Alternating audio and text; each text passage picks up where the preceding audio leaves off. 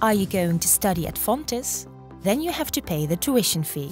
Don't worry, you can arrange that easily and securely through Studielink with digital authorization.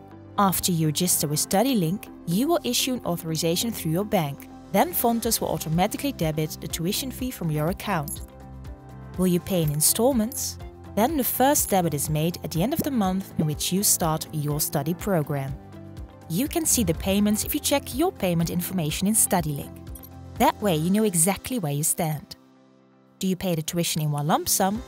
Then you only see the date the tuition is debited from your bank account. You can easily enter your payment information in Studielink. Click at the top of the page or on the To-Do button. Then click Enter Payment Information.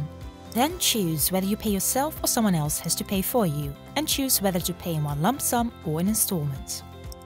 Are you under 18? Then you can't issue a digital authorization and someone else has to pay for you. Fill in your payment information and don't forget to put 2 check marks at Consent, one more click on Digital Authorization, and you're almost done. You will now be redirected to your online banking environment, which you recognize.